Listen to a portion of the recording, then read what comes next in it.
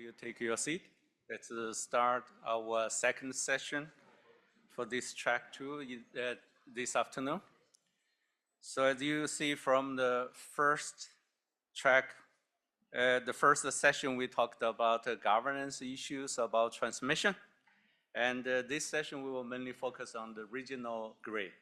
So my name is Hongpeng Liu. I'm a Director for Energy Division from United Nations Economic and Social Commission for Asia and Pacific.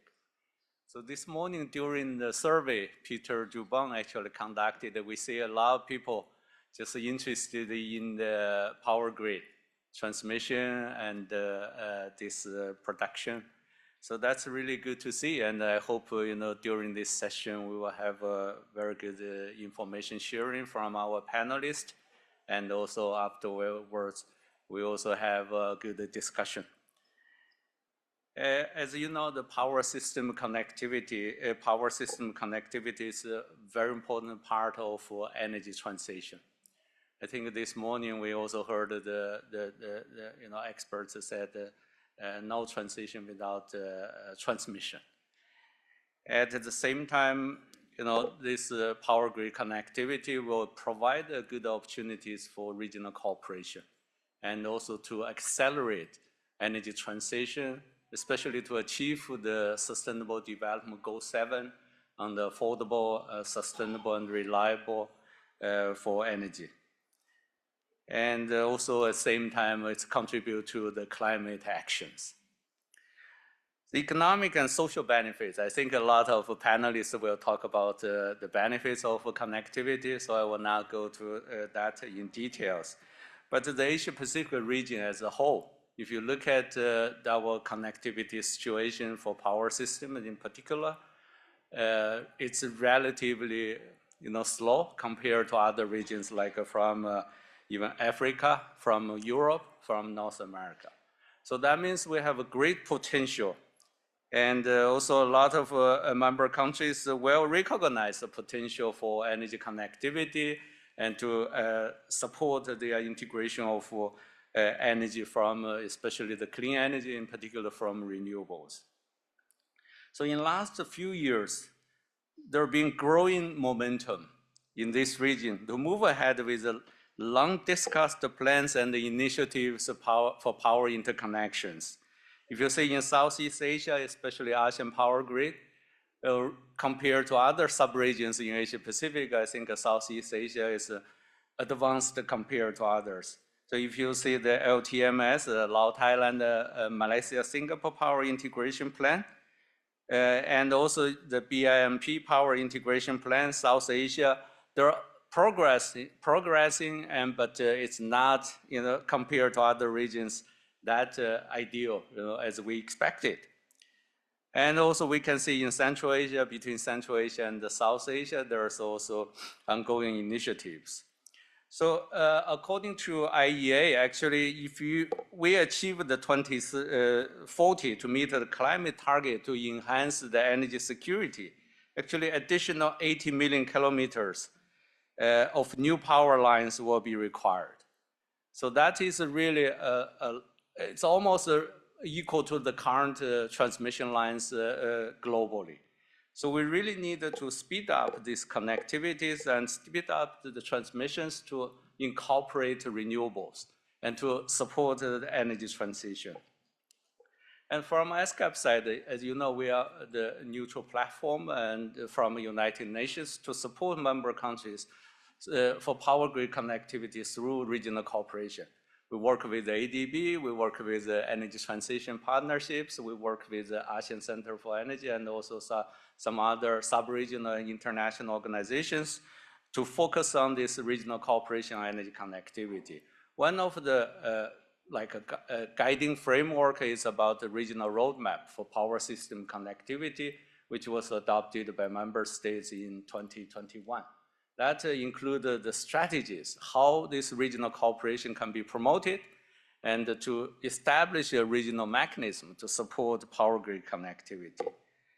And I hope this discussion this afternoon will stimulate this kind of exchange good information, stimulate the discussions how we move forward based on the existing initiatives, how we accelerate the existing initiatives and scale up these initiatives for more power grid connectivity with focus on energy transition. So I'm very glad we have 6 panelists this afternoon, and also it's the first session I see we have a gender balanced panel. We have 3 ladies and 3 gentlemen to share about their views from different sub-regional power system connectivity, from ASEAN, from Northeast Asia, from Central Asia, and from South Asia. And I also see that the topics is focused on how we strengthen the regional cooperation and what are the issues and the challenges. So I think I would just invite our panelists to just first share about their views and make the presentation within 10 minutes. And then after 1 hour presentation, we will leave time for panel discussions. And also at the same time, I'll open the floor for questions and answers. I really hope you can just prepare your questions for each of these panelists. So without further ado, I would like to invite our first panelist is Mr. Gandorik Shekta is Director from Renewable Energy Division, Policy and Planning Department, Mongolia, Ministry of Energy. Mr. Godorik, the floor is yours.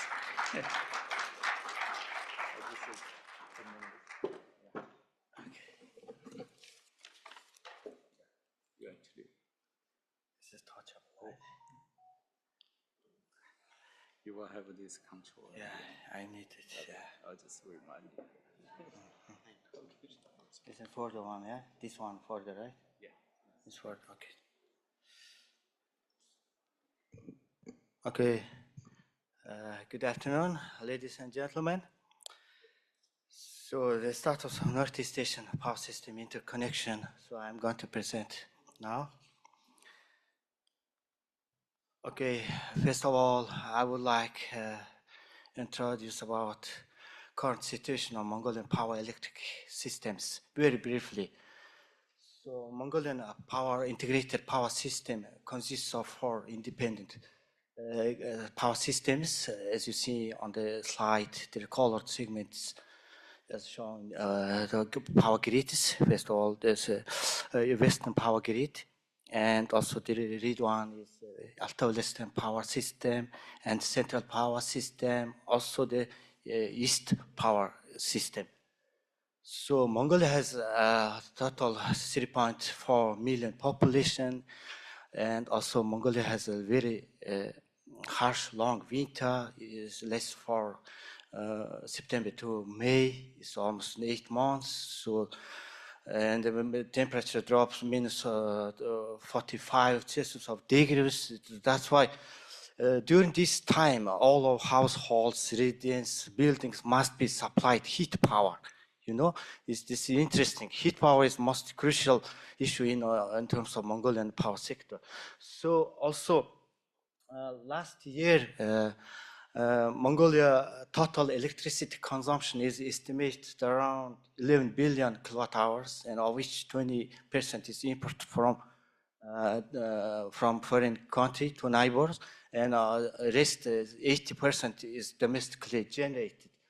So, and then of which, if you look at the breakdown of this imported electricity, then Russian import shares about 40%, and rest 60% imported from Mongolia. We import by northern area, by 2 sides, we import electricity from Russia, as you see on this slide.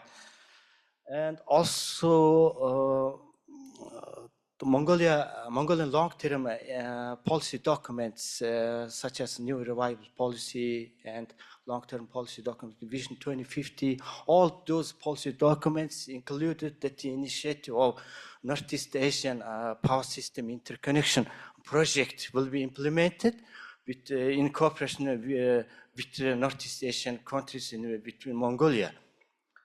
So, okay, then next slide, let me go. And then in terms of renewable energy potential, there are several studies. And so one of them is this study from United States National Renewable Energy Laboratory estimated that the Mongolian 10% of total Mongolian territory is very suitable for wind power generation, and it can generate almost 2.5 petawatt hours electricity annually. And in terms of solar, there is also many studies in the International Renewable Energy Agency, and the Renewable Energy Agency determined the annual solar radiation, annual average solar power radiation saving in the entire of the Mongolian territory is approximately 1,400 kilowatt hours per square meters annually. That means it can produce around 4.7 petawatt hours electricity per year. This is huge amount of electricity, you know. So, okay, let me go back next slide. Then we have the Gobi Tech internationally is known as the Asian supergrid, first started in 2011. And then today this initiative has been continued as a Northeast Asian Power System Interconnection Project divided into two phases. And also the first phase is started in 2017 by requesting Mongolian government and also with the support from Asian Development Bank. And findings of this result indicated that the exploit Mongolia's rich renewable resources and supplying power to Northeast Asia by establishing an integrated power system is technically feasible. Also, it is economically viable. It's economically very, very efficient also. So, moreover, according to the comprehensive study, according to this more complicated study, it's determined that Mongolia can develop and supply up to 200 gigawatt installed capacity of wind power, and even 1.2 terawatt of capacity of solar power to its neighbors. And there is a huge potential to export electricity. And then if you have the second phase is the promotion of the Northeast Asian Power System interconnection, which was approved Mongolian government in the December 2021, with the search being conducted. Very expensive company, Mirkats Air's International, they recently presented the final results for our Ministry of Energy Mongolia. And then research has yielded the final results in the following three areas.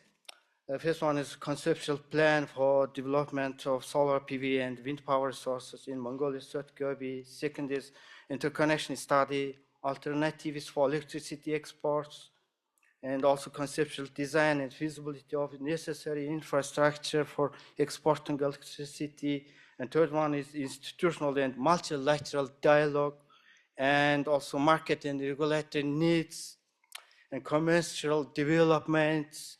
You know, this complex project is not feasible without international multilateral compromises and supports. That's very important for this development of this project. So, okay, then. Moreover, this plan covers input on renewable resources, pre-feasibility studies, detailed defense bankable feasibility studies, and even deployment of 5 to 100 gigawatt installed capacity of solar power in separate phases. So more also, okay, then here the next slide. The cost of solar production, solar and renewable production in Mongolia is sufficiently low to competitive within the region, because you know there is the kind of definition of capacity factor. The capacity factor is best in the region, in the Northeast Asian region, Mongolian capacity factor, and also In terms of wind, there is the capacity factor is 12 points better than other Northeast Asian region. In terms of solar, it's exceptional solar capacity factor. So that's why it's very important factor. Mongolian factor is very high. Also, there is a proposal to construct a high voltage direct current transmission line from Mongolia to Northeast Asia, to Northeast Asia, China. This to transmit electricity over long distances, thousands of kilometers, is very improved. This technology is improved nowadays. From the technological point of view, there is no any difficulties in implementing Northeast Asian power system interconnection. So also, I want to enter into details with the technology, kind of substation and other things due to the time constraints. It's a very complex topic, but time is very limited, you know. So also, okay, then we have here.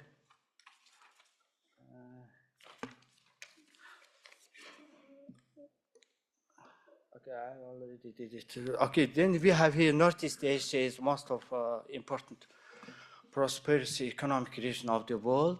It shares about 1/4 of the worldwide population and worldwide GDP. It's accounting almost 35% of total worldwide energy consumption. It emits almost 40% of total greenhouse gas emission. So it's posing considerable challenge at present in Northeast Asia. On the other hand, you know, Mongolia, we have huge coal deposits and mineral resource, a lot of potential.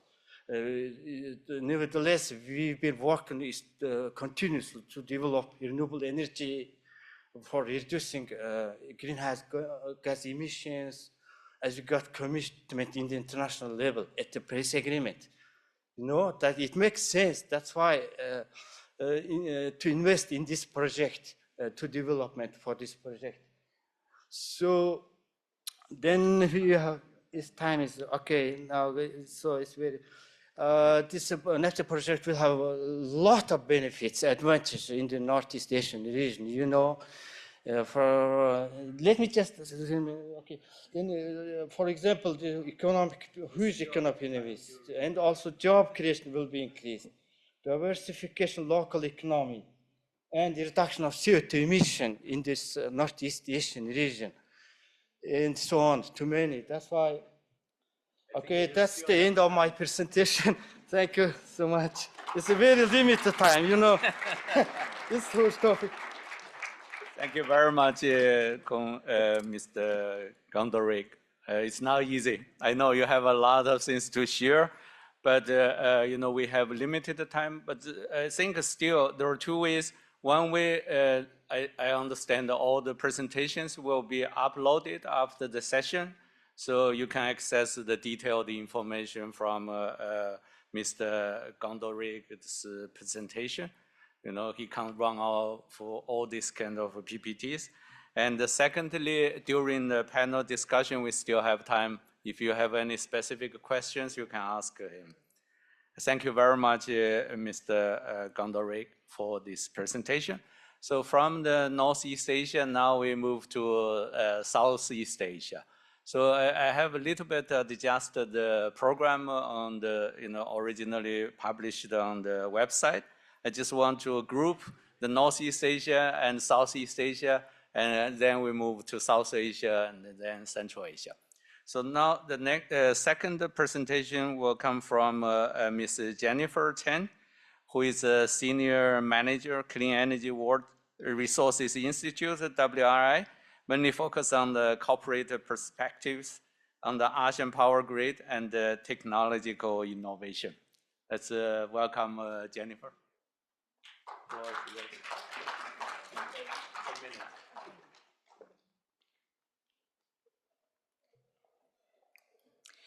Good afternoon, everyone. Thank you for coming. Thank you to ADB and to UNESCAP and Hong Kong for inviting me today. So my name is Jennifer Chen. I'm with the World Resources Institute, and we are a co-secretariat of the Asia Clean Energy Coalition. Today, I'd like to share some perspectives from the private sector on how efficiently expanding the grid and adopting market mechanisms can facilitate cost-effective and accountable emissions reductions, speed reliable clean energy adoption, and promote regional economic growth. We'll discuss a few issues that we're thinking about, and we would love to have your feedback. So, let's see if this works.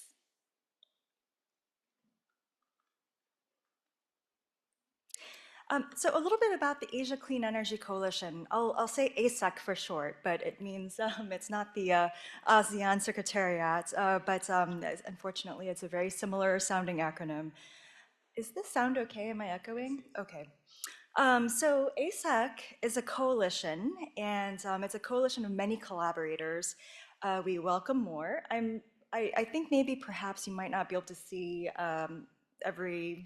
all of the companies that are underneath the table here, but it also includes EDF. So the gentleman Christoph who presented earlier, his company is part of that. Heineken, many more, but I won't list them all. But a lot of these are household names. Many of them are clean energy buyers. Some of them are sellers and financiers that are supporting clean energy. As a coalition, we want to make sure that the positions that we put forward are consensus positions. So unless I specify otherwise, the remarks today are my own and should not be attributed to ASEC or ASEC members. So some of the issues that the policies that we advocate as ASEC include things like increasing the ability for clean energy buyers to pursue power purchase agreements for renewable energy and other types of clean energy, improving the accounting and tracking of cross-border renewable energy credits and energy attribute certificates, and of course, last but not least, helping to promote the expansion of the ASEAN power grid. And the hope is that by pursuing these policies, we'll create a favorable environment for all clean energy buyers and electricity customers. In 2023, ASEC published a paper supporting the ASEAN power grid and strengthening the MOU, the Memorandum of Understanding between the ASEAN member states. The QR code and the link I'll provide on the last slide. There are many words on this screen, but maybe just to sum it up very incompletely, we'll talk about 3 Ps. So holistic regional planning of grid interconnectors. From the private sector perspective, we'd want to include things like including existing bilateral PPAs, customer clean energy demand, and the renewable resources and the clean energy resources that they're looking for. So the second P would be prioritization. So we know that the ASEAN power grid by itself is a resource neutral infrastructure. The markets are also technology neutral, but for clean energy buyers, they're very interested in renewables, prioritizing interconnectors for renewables and emissions reductions. The last P here is platforms. So we would like to make sure that the clean energy is accountable and credible and tracked across borders. We'd like to make sure that we have the platforms in place where we can ensure that multilateral trading of electricity as well as renewable energy credits and energy attribute certificates can take place. And thanks to many of you in this audience, so much work has been done. And in the meantime, and we're looking at an MOU that's going to turn into a more detailed framework agreement on the ASEAN power grid. And we're also looking at a more detailed set of implementation protocols. So the thing is that, you know, the paper is high level. There is some detail on RECs and EAC accounting, but we recognize that details matter, and we want to roll up our sleeves to help the broader community ensure success. So as multinational corporations, as global research institutes, we're hoping to help draw on international lessons and adapt them to Asia, understanding that many of the policies and politics here are unique to this region. So maybe one example is like looking at the regional planning rule, the regional transmission planning rule that was just finalized in the US that includes cost allocation, which is a means of financing interconnectors. It's really important to make sure that we identify specifically what types of benefits and to whom these benefits accrue. So these might be reliability benefits, cost savings benefits, or renewables and emissions reductions, renewables integration, emissions reductions benefits.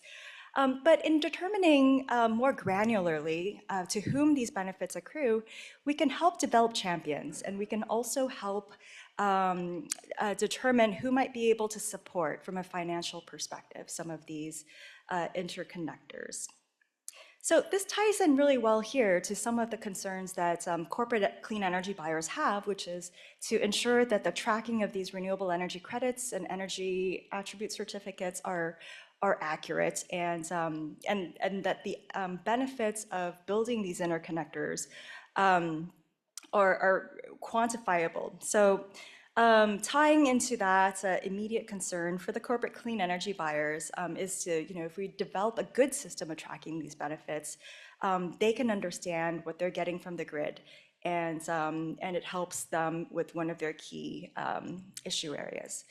But importantly, the grid benefits a lot of different stakeholders, and we want to make sure that we closely work with the broader community here to ensure that the benefits are fairly distributed.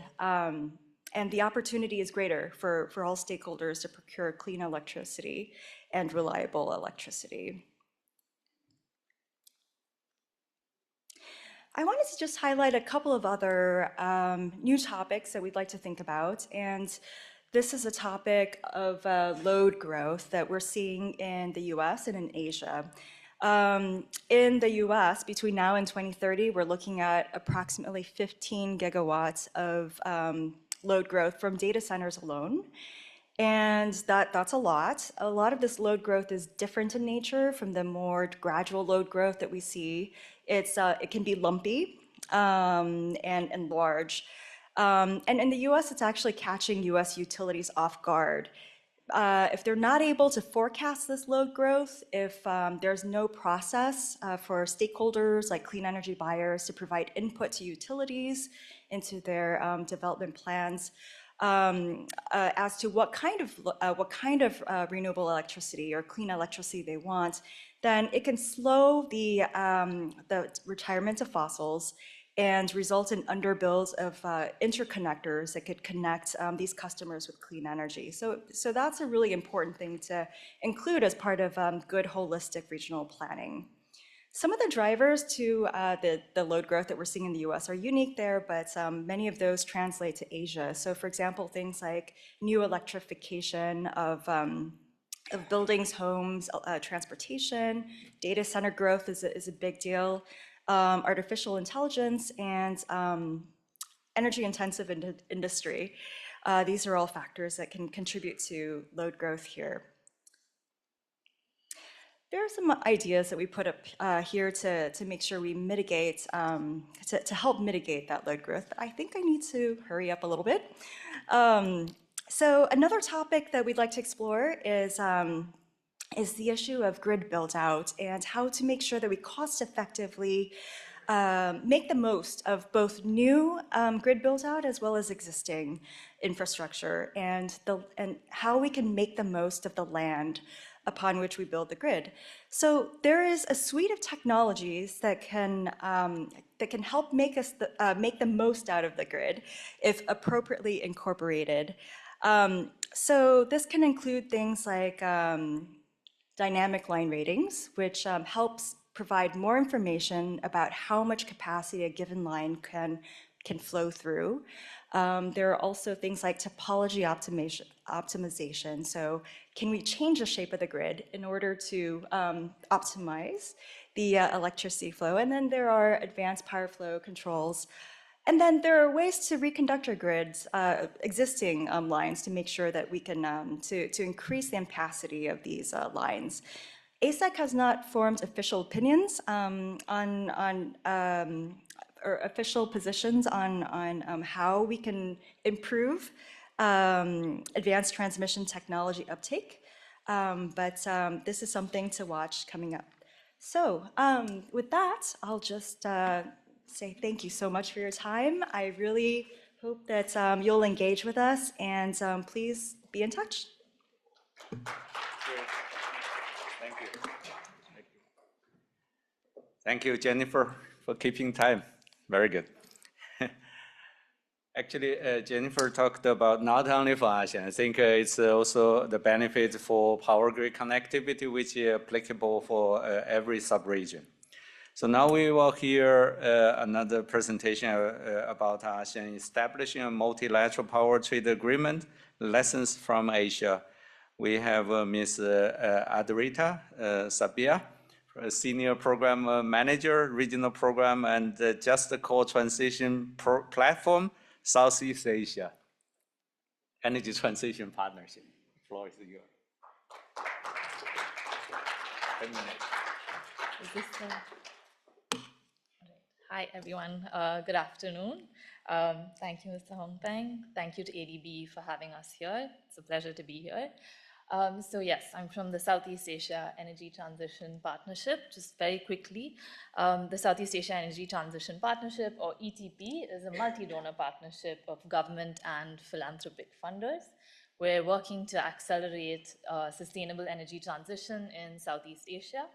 We do this in line with the Paris Agreement and the Sustainable Development Goals.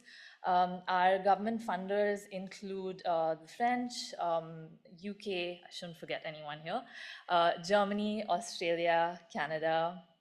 I think I got everyone. We're housed in UNOPS, and we also have philanthropic donors such as SIF, Sequoia, and others. So we work across four strategic outcomes, namely aligning policies with climate commitments, de-risking energy efficiency and renewable energy investments, extending smart grids, and something that cuts across all of this is knowledge, awareness, and capacity building. And quickly, we do this through technical assistance. So essentially, we leverage the best of international expertise and local knowledge as well. This is just a quick context for the program that I'm going to be very briefly touching upon today. So the ASEAN Power Grid, as we heard from the speakers before me, was sort of discussed since the 1990s.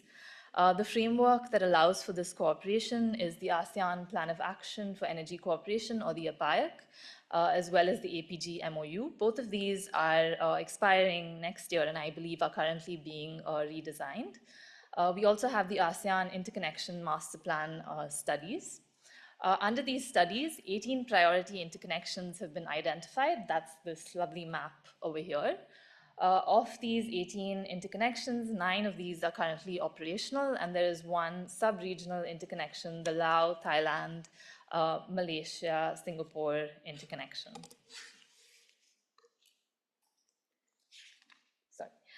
So just to quickly talk about our program. So this is the ASEAN Power Grid Advancement Program, or the APGAP.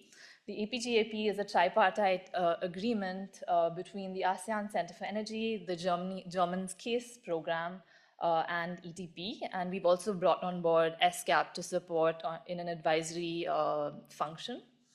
So essentially, the aim of the program is to achieve, to support the achievement of regional power trade in ASEAN, especially one that focuses on an increase in renewable supply.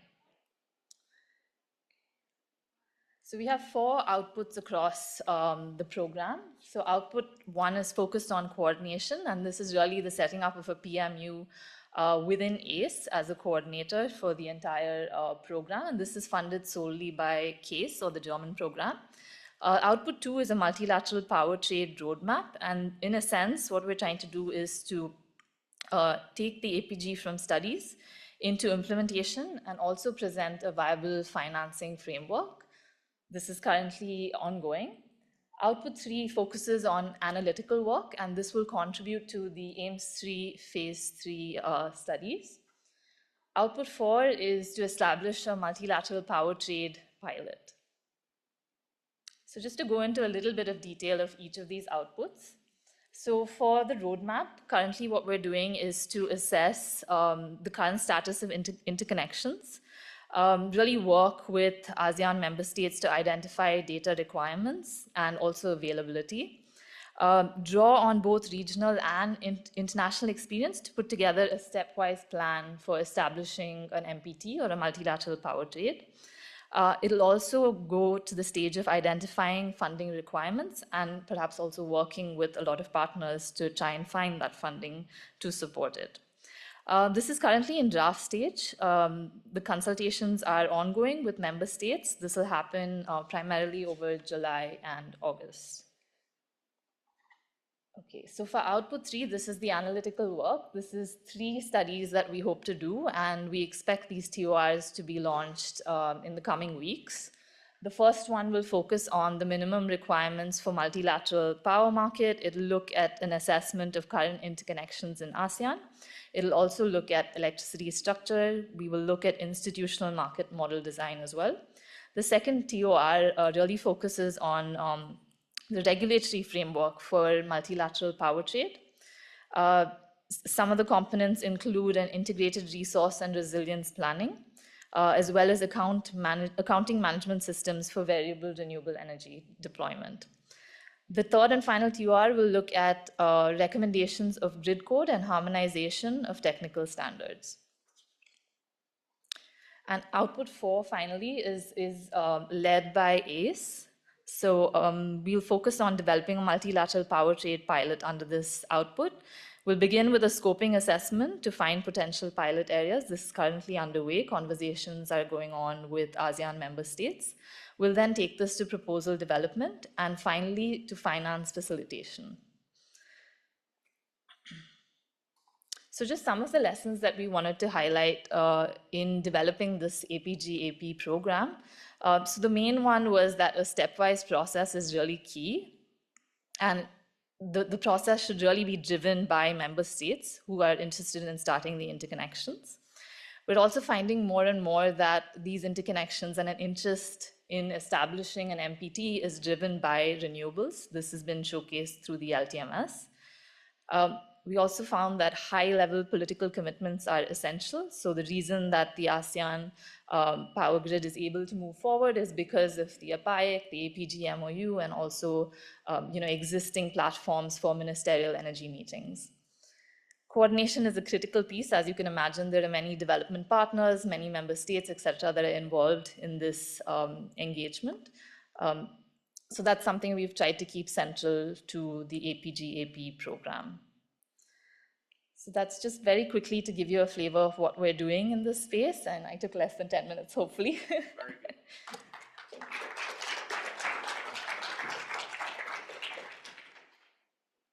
Thank you, Adrita.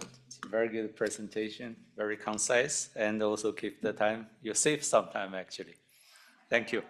Thank you very much for this presentation. I really think ETP just supplement this platform to promote the regional cooperation for APG. As if you look at the different components, that's exactly the challenges existing even in Asia, in ASEAN countries. They have progressed well, but still need a lot of attention, especially from the policy side, and to regulate this market, and to make sure this is moving, scale up based on the LTMS, PIP, and then hopefully we will see, the scale up of this initiative through this different kind of support. And then next we will see the work in South Asia. So we will have Takafumi Katono-san, who is a country director from Sri Lanka Resident Mission of Asian Development Bank, focused on energy transition, cross-border electricity trade in South Asia, sub-regional cooperation, and beyond.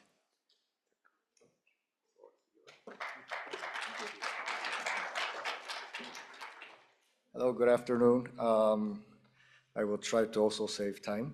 And okay, so yeah, I am the country director, but I'm originally from the energy sector. So I asked my colleagues to give me a slot so I can talk about something that I'm familiar with. But anyway, uh, but they haven't told me how to use this. Okay, there we go. So in South Asia, most of you may know already, but the system, economic growth has been phenomenal. And of course, the power demand has been increasing almost triple, 2.5 times in the past 10 years or so. And of course, this blue ring, of course, is the largest country, India.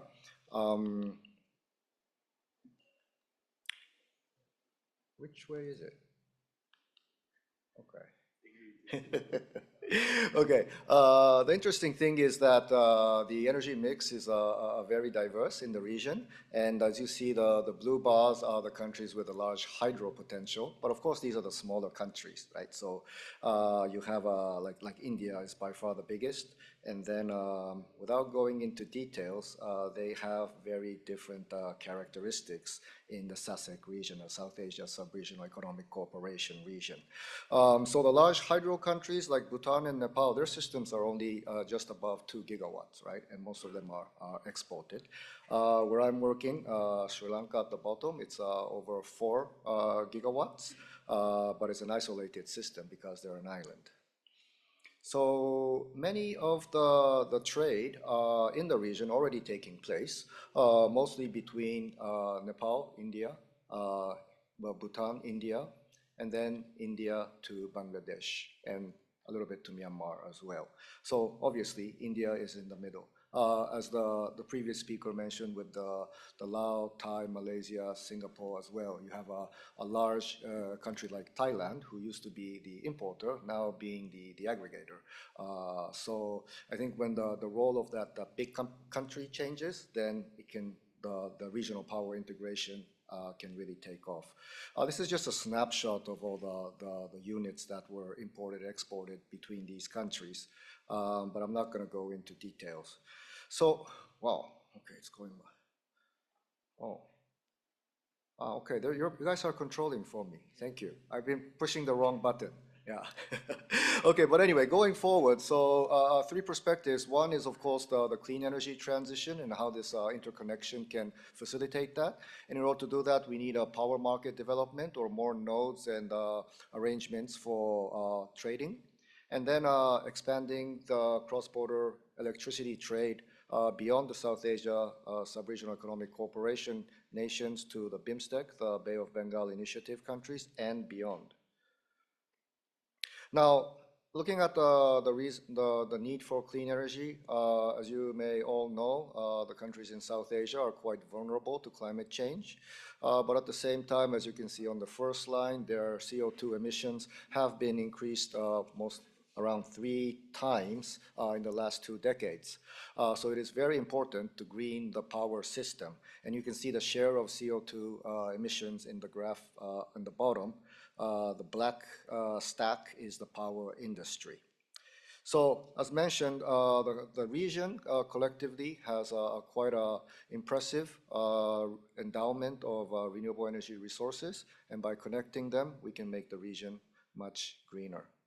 Now, again, without going into detail, in India there's already a power exchange, and I think the next speaker, if it's Mr. Pillai, I think he would be talking about the India system. They have the day-ahead market, real-time market, green energy markets, and ancillary markets. And then in the region, there are also bilateral contracts between India and Bangladesh. Now, as some of the speakers already mentioned, we want to see this grow from a bilateral arrangement to a multilateral arrangement. And as you can see in the bullet points, Bangladesh to import from the Upper Karnali hydro through India, or the Dorjilung hydro to export through India to Bangladesh. And this is actually a project I worked on previously in the other bank pre-COVID. It's quite an interesting project. And Bangladesh master plan envisages the import of 1 gigawatt from Bhutan and 3 gigs from Nepal. And such trade can boost the energy transition of the region collectively. Uh, some of you may have heard this One Sun, One World, One Grid initiative, which was, I think, launched by Prime Minister Modi back in 2018. And of course, the basic concept is that the sun is shining somewhere at all times. So if we can integrate them all, we can be all green. And this is something that can really work with all the HVDC connection, etc., the new technologies. And one of the elements that I want to focus on quickly is this HVDC line from India to Sri Lanka, Madurai to Habarana. So I wish I had a diagram, but basically the work is already going on, and I have some cheat sheets here. So this was initiated in 2006 by a USAID-funded pre-feasibility study, and then further a feasibility study was done in shortly after, maybe 2010, and they looked at which technology, the construction options, ownership structures, and contractual agreements. And at that time, what I have here says that it was found to be economically and financially unviable, but there was a review of the feasibility study in 2018, which came up with a solution and arrangement which makes it viable. Now, I think already at this time, the plan was to develop this in two phases. The final capacity would be 1,000 megawatts, but two phases, 500 megawatt times two phases. And the ADB was invited around 2019 to conduct a detailed project review, which involved power market assessment, potential business models, financial viability, and economic viability studies. And I think there has been some hiatus for a while, but I mean, living in Sri Lanka, we do see that there is a renewed momentum between India and Sri Lanka to build this line. And we have been invited again to update the detailed project report and looking at the option of using submarine cable. I really wish we had a map here. But anyway, hopefully we are already supporting them in reviewing the DPR, and we hope to also provide support in producing the environment social impact assessment of this. What we need to be mindful here is basically it crosses from Tamil Nadu through this what they call the Adams Bridge into Sri Lanka. And that is also a flyway for migratory birds as well. So I think the idea now is to have more sections of submarine cable than overhead lines. So I think the benefits, I think we have already discussed about this. But basically, I think the business model has been changing over the years. Now, initially it was more about importing. Now we're talking importing from India to Sri Lanka. Now Sri Lanka, based on a World Bank study on offshore wind potential, apparently there's 56 gigawatts of offshore wind potential, of which I understand 27 gigawatt is less than 50 meter in depth, and therefore it could be a fixed foundation. So there is that potential. And in order to harness that, there has to be a market, and exporting to India would make sense. Of course, there's discussion about green hydrogen, green ammonia as well. But I think primarily the export of electrons will come first before the molecules. Anyway, I think I will stop there, and I have saved 1 minute and 6 seconds. Thank you very much.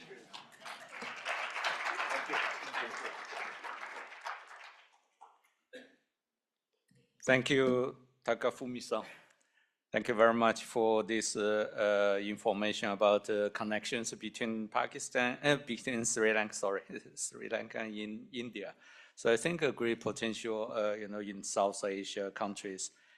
And the next speaker is Mr. Rajakumar Pillai, who is the president of India Smart Grid Forum. It's mainly focused on interconnection of regional grids in Asia. I think focus on South Asia. So, Mr. Pillai.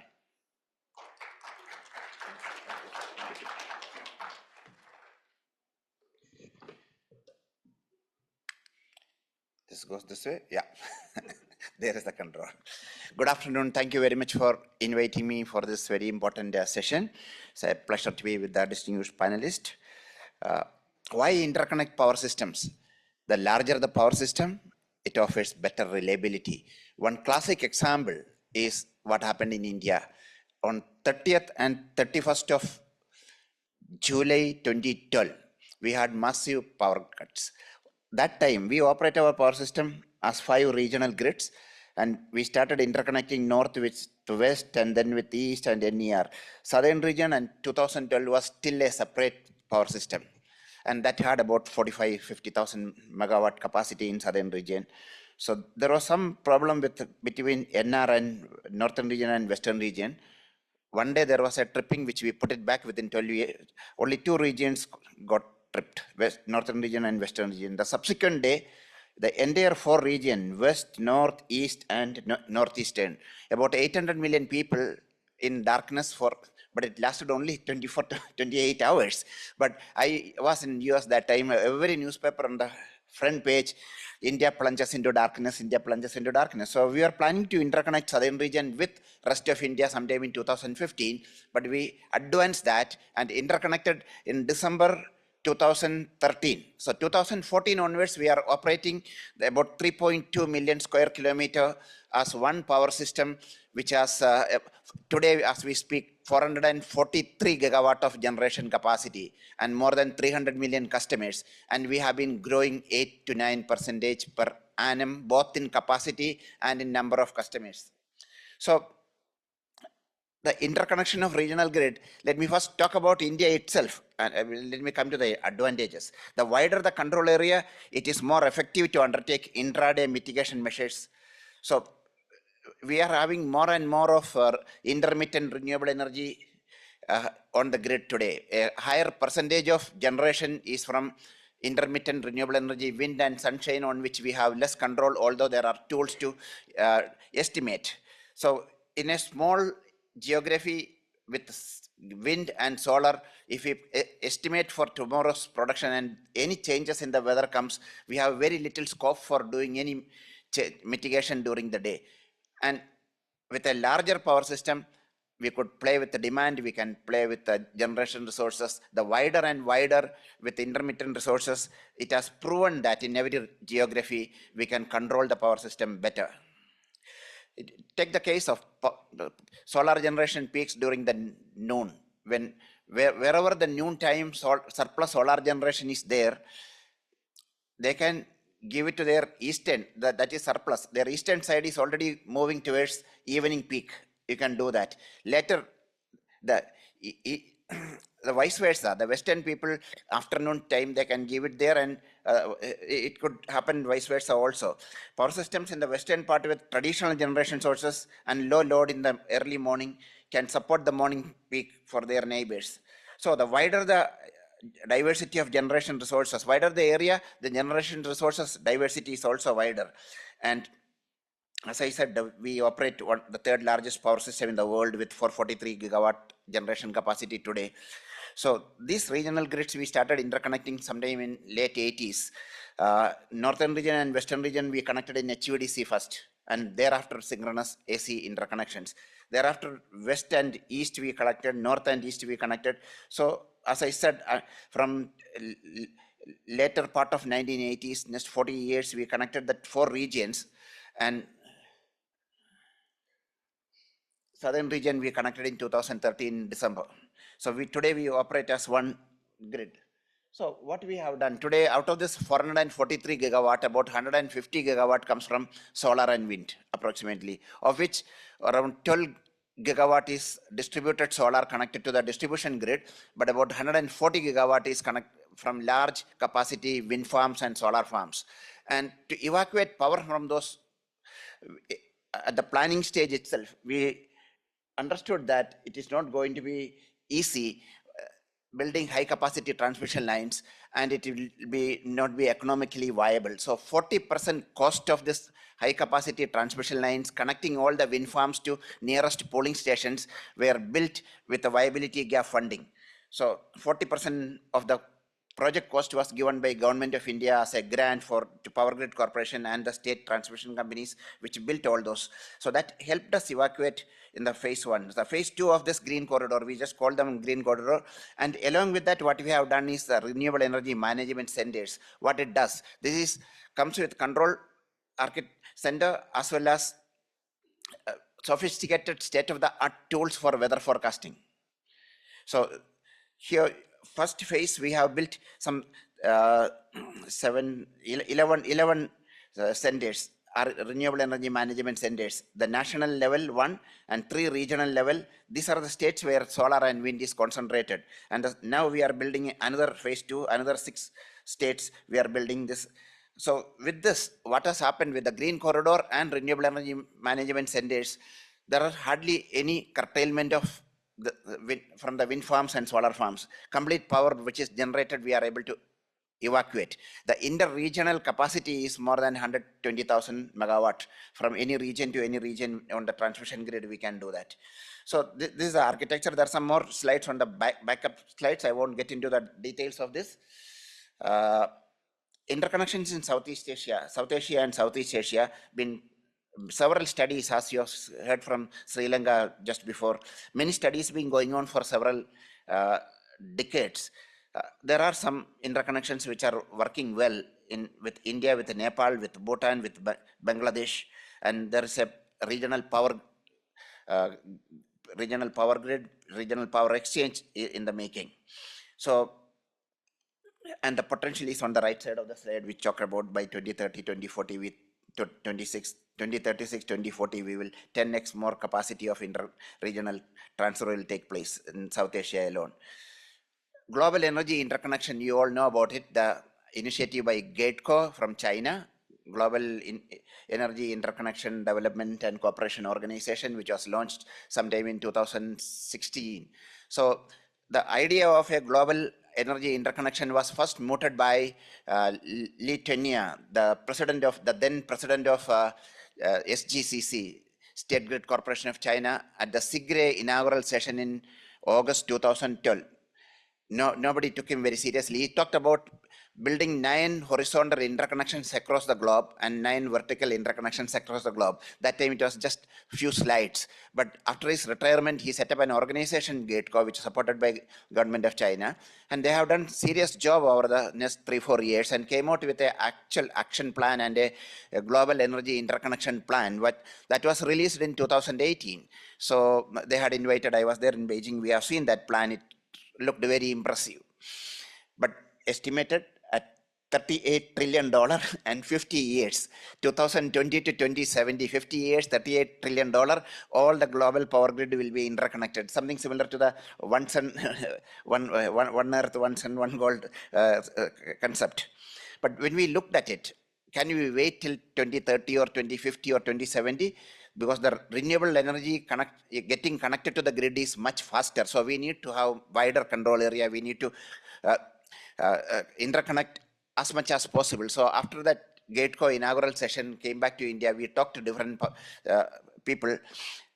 So some of the things which they have proposed, what to be done by 2035, what to be done by 2050, what to be done by 2070, a very detailed thing you can find in GATECO website. So we discussed with India Smart Grid Forum, discussed with different stakeholders in India. We mooted the idea of connecting the SAARC grid. We call about a SAARC grid, although we are not connected much with the Pakistan side, but the eastern side, all our neighbors, we are connected, and there's a plan for interconnecting Sri Lanka.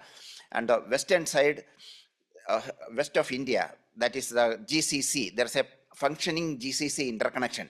There are 8 countries, of which 2 of them are on 60 hertz and 6 of them are on 50 hertz, but they built a HVDC interconnected, and all the 8 GCC countries are operating as one power system for past 15 odd years. And it has proven to be very, very, very economically advantageous for all of them.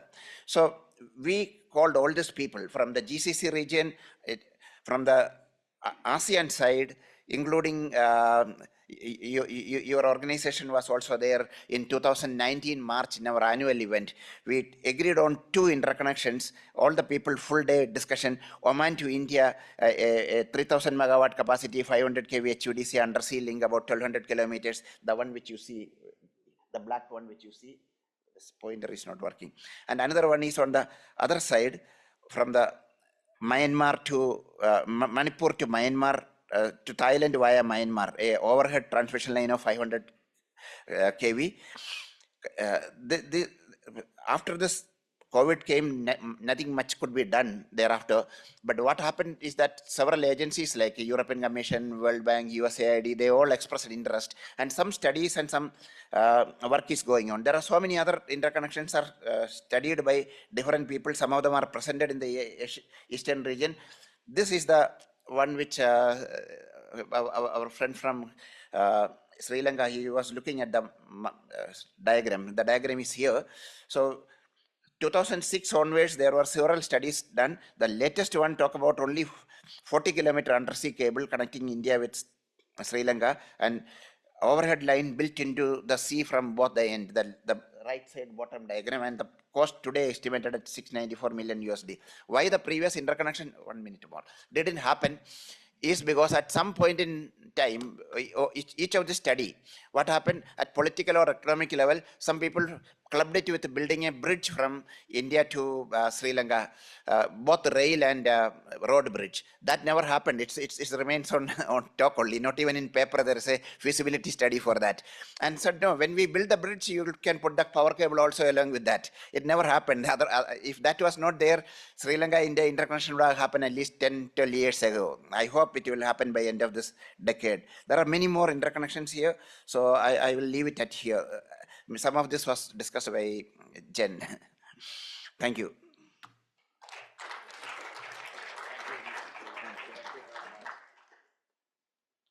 Thank you, Mr. Pillai. I think there are a lot of good information, and the slide probably some of those are quite small, and I'm sure you can just see it from the website after the session. Then I would like to invite our last speaker, my colleague Anna Labanova, who is actually talk about the ECO and the Central Asia, South Asia and the Central Asia cooperation, especially focused on the ongoing activities on energy connectivity. Anna, please.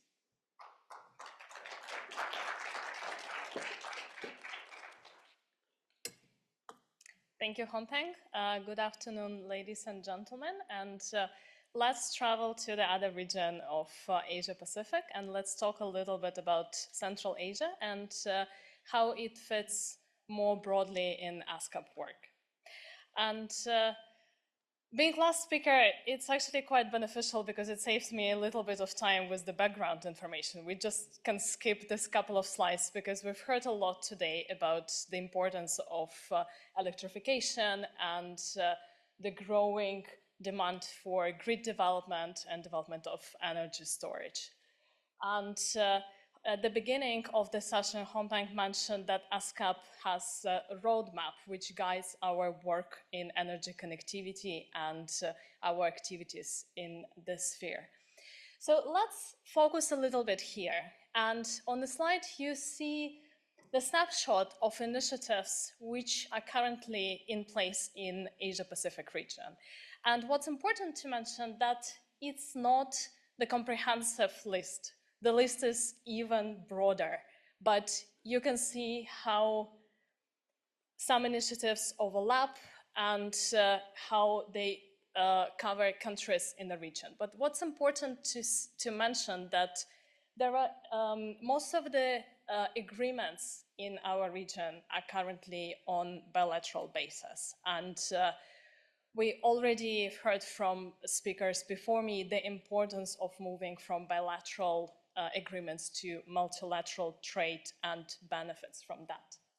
So as promised, let's move to Central Asia region and its neighbor countries, and let's see what's happening there. And there is Economic Cooperation Organization, and they had long-standing initiative about creation of regional electricity market. And though, as you can see, it's a very brief overview of existing interconnections in the region, but as I mentioned, most of the trade are currently on bilateral basis.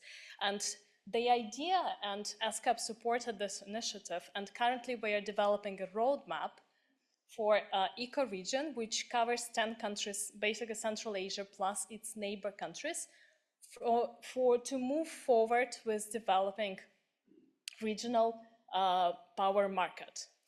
And that's the timeline. We are currently on the way to develop this roadmap, and we are literally finalizing the draft, and we will be presenting draft next week in Kazakhstan, in Astana, where we will have a consultation to inform the development of the roadmap and to launch the peer review process.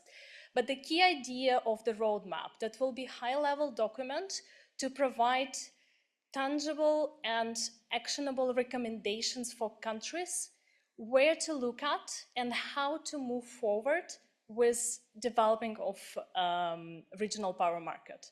Because it's quite obvious that Central Asian countries, they have a common past, there are more initiatives going on. There are our developing partners working such as ADB or World Bank to support these countries to form market.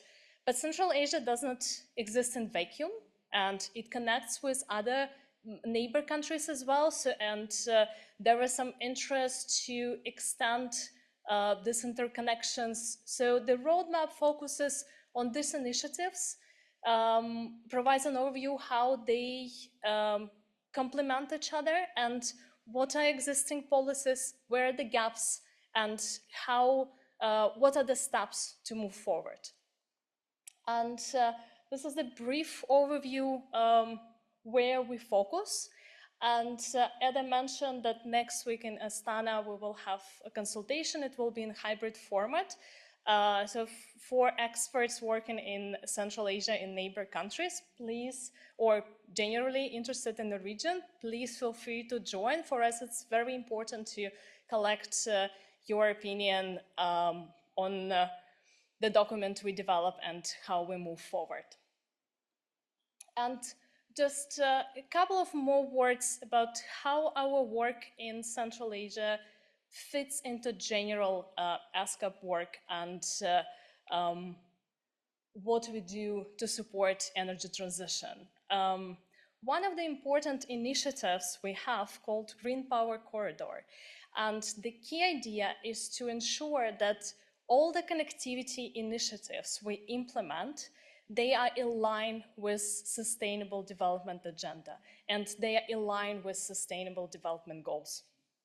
And currently, we developed Green Power Corridor Framework, which includes principles, building blocks, and metrics, practical and relevant principles to guide the development of connectivity initiatives, building blocks how to structure and these initiatives, and there is a set of metrics which is currently under development to actually measure how it aligns with the sustainability initiatives.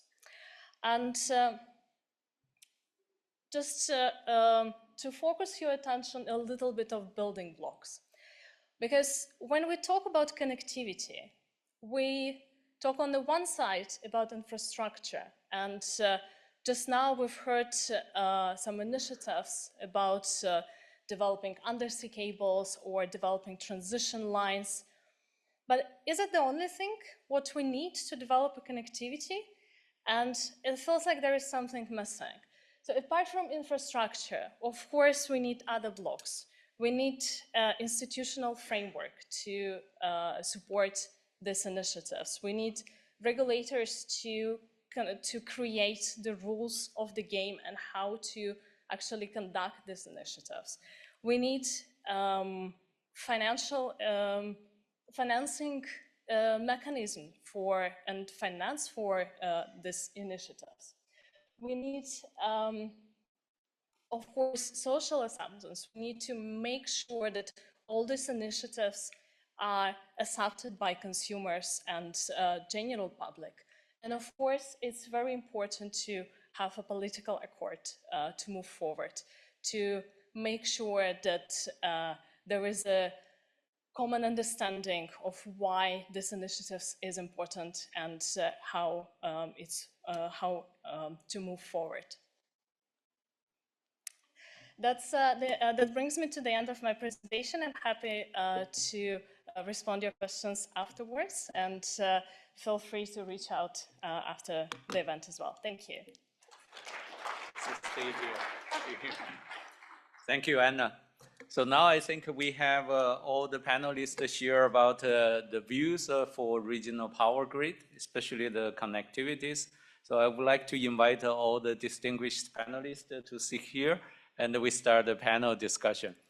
I just want to use this time, probably I will just open the floor first, because while you are, fresh memory about all the panelists' presentations, and then open the floor to let our audience ask questions. And then if you have any question, I just want to invite you to identify yourself, and then to just indicate which panelist you want to ask the question. I think we had a very comprehensive review about what is the current status for power grid connectivity, and what are the challenges, what are the ongoing initiatives, and what are the issues. I think this is a good opportunity. We have the panelists from different sub-regions. So I think if you have any questions, that will be good to ask. And also I hope their presentation will be made available, and a lot of more details you can also discuss after this session. So now I would like to open the floor for the audience. Okay, we have one first from here, second from that side. Hello. Yeah, thank you all the speakers for the presentations. Can you closer to your microphone? Okay. Hello? Yeah. Is it better? Okay. Good. I'm Tu Vu from Transition Zero. I have a question for Jennifer from WRI. Since your presentation was about how large clean energy buyers are supporting for a better connected ASEAN power grid, I was wondering about the specific role that you foresee for your coalition to support regional governments in this endeavor. Is it going to be financial assistance for technical assistance projects, or for power generation projects, transmission projects, financing? If you could provide more details. Jennifer. Yeah, That's sure. a This question for you. is on. Yeah, thank you. And Transition Zero has done really great work on modeling, and we really appreciate some of the technical capabilities that you've offered to the community. I can't really speak in particular for the corporates today. I know that they're very interested in working with the governments. A lot of times it's on a case-by-case basis. They've done a lot of work with the Singapore government, for example, to try to get a better accounting of the renewable energy credits and energy attribute certificate tracking across between Singapore and Malaysia. And I think they're really keen on working with governments, but also with the broader community. So other organizations like Transition Zero, like the other organizations that are present here today. Some of the things that we could help with certainly are capacity building, building from some of the knowledge that we've gotten from other, working in other jurisdictions. So we're here and happy to answer those questions. So yeah, I'm sorry I'm not able to offer an official answer to the question, but I'll bring back this question to some of our coalition members and get back to you. Thank you, Jennifer. Our next colleague. Hi. Can you identify yourself? Yeah, good afternoon. So my name is Aninda Bhattacharya. I'm from India. I'm particularly a researcher representing a think tank in India. We are working in the same domain of integration and all. But I have a, kind of to the entire panel, the question, because this grid integration, cross-border grid integration is not new. I think it is happening for last 20, 25 years. Questions remain the same. We are still discussing that what should be done, how to do it, Actually, myself, I was also part of the Energy Market Integration Task Force of AREA. This is the East Asia Regional Economic, I think, well, I forgot the full name, but it is in Jakarta. I was part of that program for five years, sitting in the task force of energy market integration.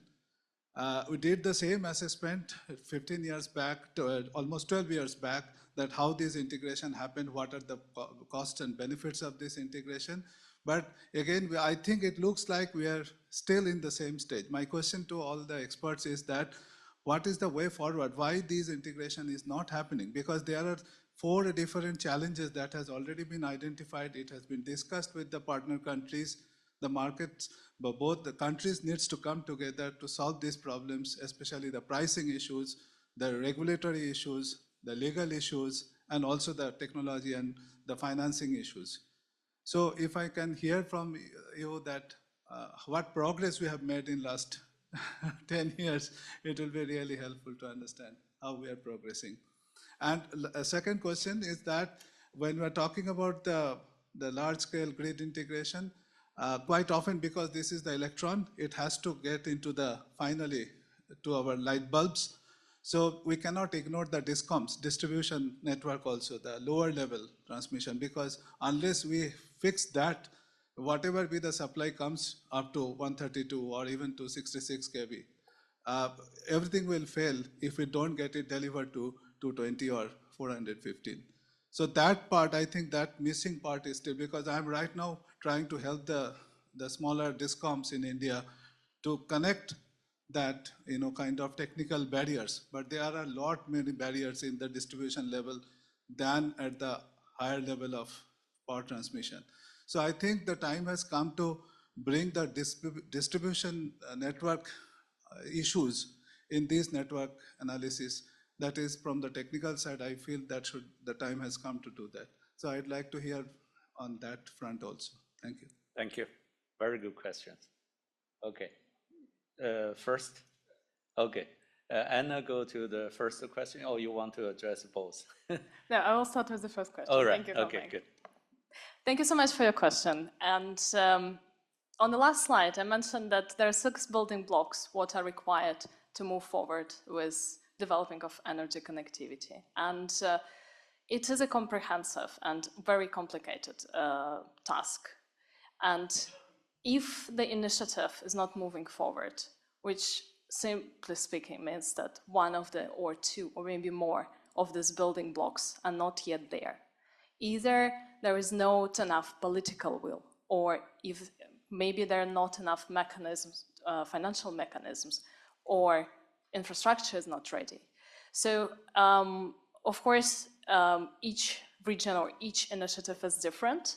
So you need to analyze what's missing in a specific initiative. But it means that there is something is not yet there. And then you need specifically work towards bringing all this back together, working on the missing piece. Thank you, Anna. So I also think this is a very good question. We have studied this kind of power grid connectivity, in particular the multilateral power trading, for many years. If you see the report from different organizations, from different projects, different initiatives, even ASEAN, within ASEAN, you will see a lot of studies. But you can also see the progress. Let me tell you this, the LTMS, PIP,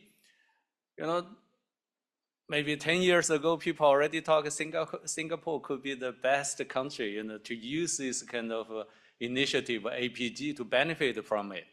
But, at that time, the discussion was Singapore said, for us, it's very difficult because we have the different power system, the market system, the regulatory system.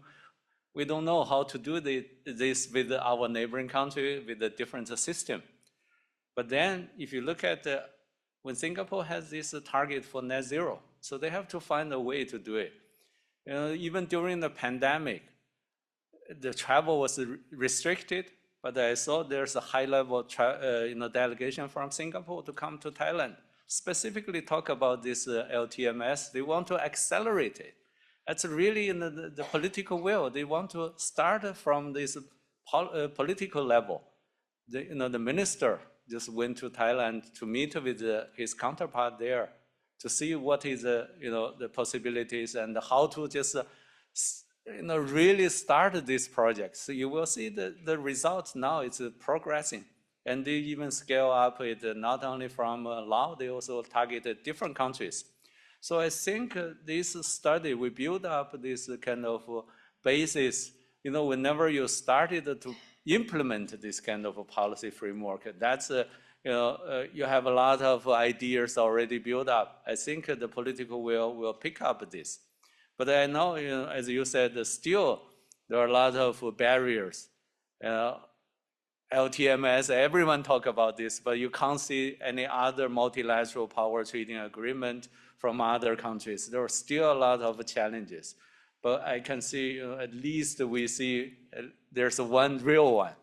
But we hopefully will just maybe, in the short period, we'll see more from the countries.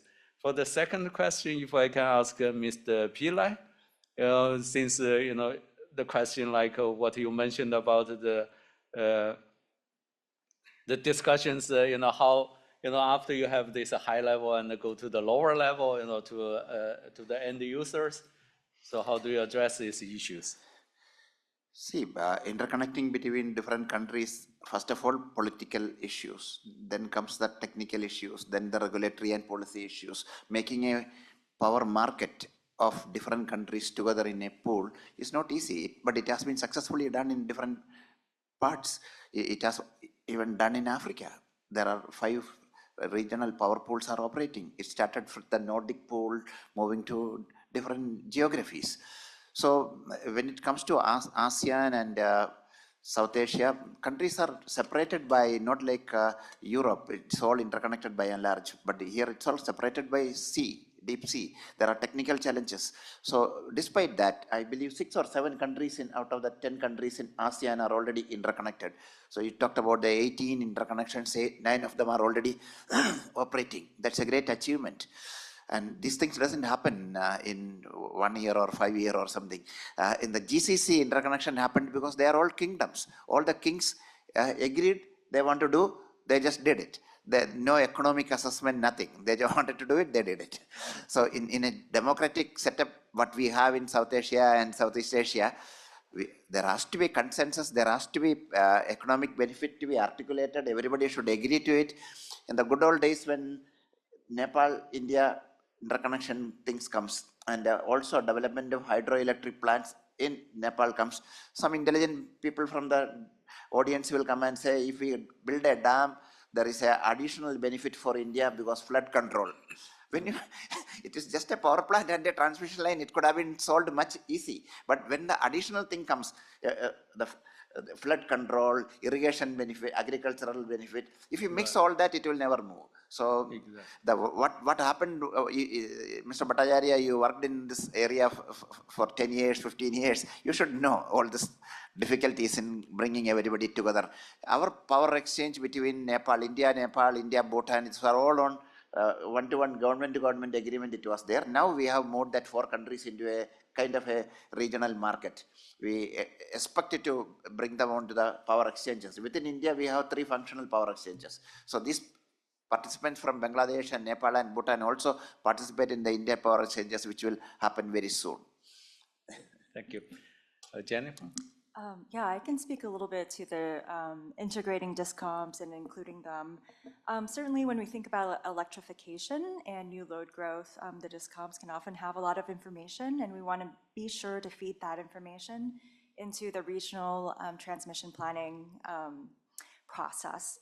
And this is a separate plug, but Sandhya and I and other colleagues from WRI India wrote a paper on expanding market adoption in Indian states, and certainly engaging the discoms on that is very important.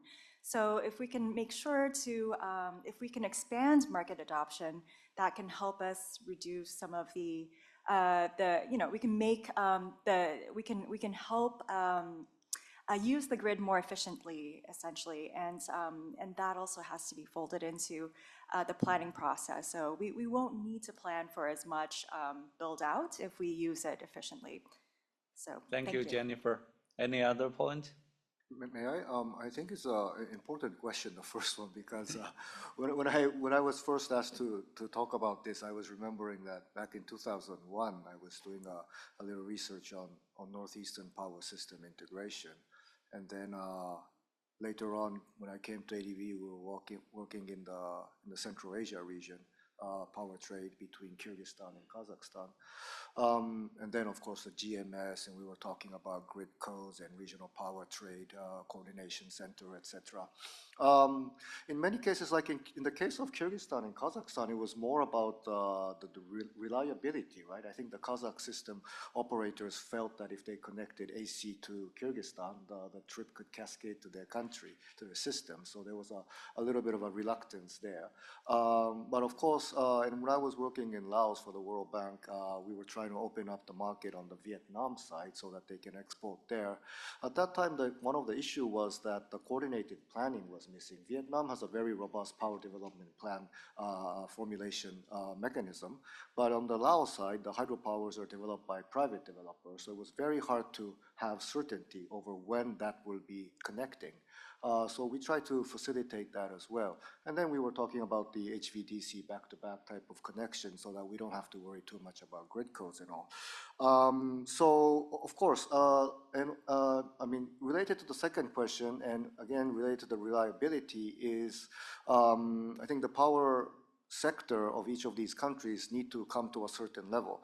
And in the case of Sri Lanka, ADB, we're supporting the power sector reform, the unbundling of the Ceylon Electricity Board, revision to the electricity bill, which we hope will be approved very soon, which opens ways for the private sector to invest in renewables and also provide open access as well. And these little steps will, we believe, open up for bilateral trade and multilateral trades going forward. But I'm with you. For like 20-something years, we've been talking about it. Of course, like in West Africa power pool or elsewhere, things are working, right? But this region is quite slow to uptake this. So I think there's still a lot of work to do. But thank you. Thank you, Takafumi-san. Can I just invite Mr. Yes, I would Rick? like just to say in frame of my presentation, because in Mongolian current renewable energy law is doesn't include any provision or any other paragraph for on exporting renewable energy. That's why this is a crucial need to be further developed. It needs to be reformed. So especially it needs to be further developed for investment, for the economic, for electricity export. So moreover, NAPSI project will open up new opportunities in terms of improved relationship between Northeast Asian region. That's why there is the huge power, solar and wind power, clean and cheap from Mongolia will replace also the fossil fuel in the Northeast region, and even it will helping for cutting CO2 emission in the region. So will accelerate also the world energy transition. So that's, I think. Thank you. Adrita, do you have any? I don't have an answer to the question. I think it has been going on for a very long time. One of the first papers that I read in college, in fact, was focused on connecting grids. So yeah, but we're getting there. It's a slow journey, definitely. But I think, and my fellow panelists also raised this, I think political will is really critical. And something that we're seeing, especially in the ASEAN region, I think is the focus on renewables. And what we're doing as ETP is also supporting at the country level to, achieve the Paris climate commitments. So I think that's another way to sort of support at the regional level by working in each of these countries to support the renewables ambition. Thank you. Just the last question.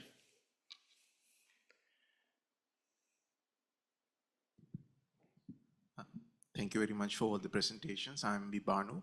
I am from a company called Demo in Sri Lanka, and we have represented Siemens for the last 70 years, and we have built more than 70% of the grid infrastructure of the country, especially substations. So my question is to Mr. Rejikumar and Mr. Takafumi. especially on these grid interconnections.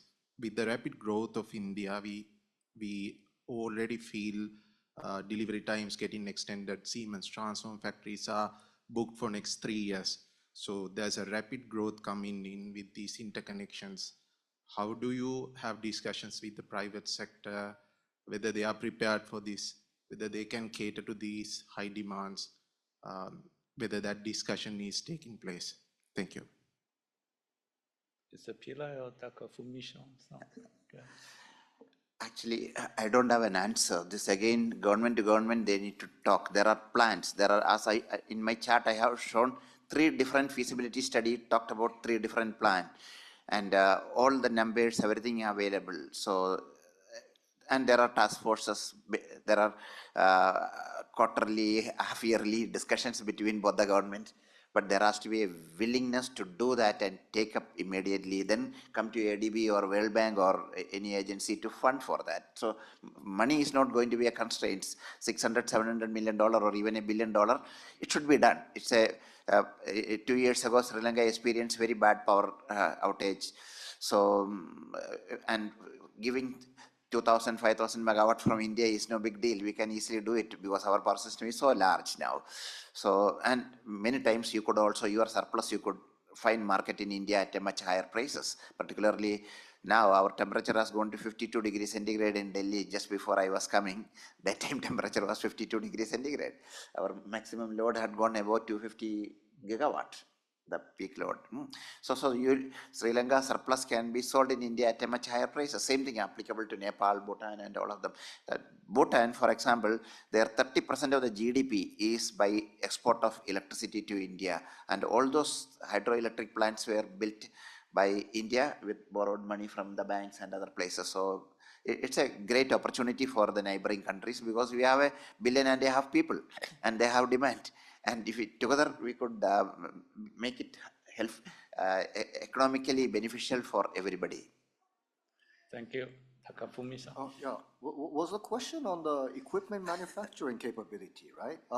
Yeah, so I don't have an answer to that, but it's a very good point. Since our consultants are working in updating the detailed project report, I think that's an aspect that should be looked at on top of what technologies to use. So thank you. Equipment is no big deal. All equipment available. We have done much bigger HVDC interconnection, undersea interconnections for the last several decades. There is no constraint on anything. Even if you have to do full overhead tower into the sea or undersea cable, both can be done. There is no engineering challenges for India-Sri Lanka interconnection. We can opt a mix of overhead and undersea cable, or it can be either completely 100% overhead or 100% undersea connection. There is no challenge on that. It's only the willingness and a action plan to do that. Thank you very much, all the panelists. I think we really have a very good discussion. If we continue, I'm sure we can continue a lot of questions because this is a topic as our, like one of our audiences said, there are a lot of studies. I'm sure continue, we will get more studies and we will have more this kind of discussions, but the issues will be different probably from time to time. Some of the issues, challenges will stay on, but some of the challenges, issues will change accordingly because the context is changed, the technology and also the development of these mechanisms and the initiatives, build up good practices. So I really think this kind of a discussion will be very useful for those countries and also those stakeholders. They think about their future plan. But I really think that some of these good practices shared today will be useful for our next steps. I look forward to continuing this kind of a discussion at the regional level and also at sub-regional and the country level. I want to invite everyone to give a big applause for all the panelists for their presentation. Thank you very much. Thank you for your active participation. So I just want to have a reminder, the organizer will have this reception starting from 6 o'clock. It's just outside of this auditorium. You turn right, you will see the ADB staff hub. So that is the venue for the reception. I hope everyone can go. Oh, Peter. Hi, Peter Dupont. I'm with the ASEF team. Of course, we all want to drink, and we want you to drink as heavily as you want. But I wanted to just remind people, it may have been announced at the beginning, we're having like at least 3 other sessions on regional grids, right? So tomorrow, there's a deep dive, all morning, all women, all expert panel. And then there's the regional session on Central West Asia, I believe, or South Asia. So look at carefully at the agenda, and then you're in another session. There's a session on the ASEAN power grid. So look carefully at the agenda. If you're interested in this topic of regional grids, there's plenty of content. So thank you. Thank you, Peter, for this additional information. I think I encourage you to download this app. Actually, there are a lot of good information, including the details for every session, because they make this meeting paperless. So you have to go through this app with a lot of good information, even the networking. So I encourage you to go through it to find your interested event. Thank you very much. I hope you have an enjoyable evening. Thank you.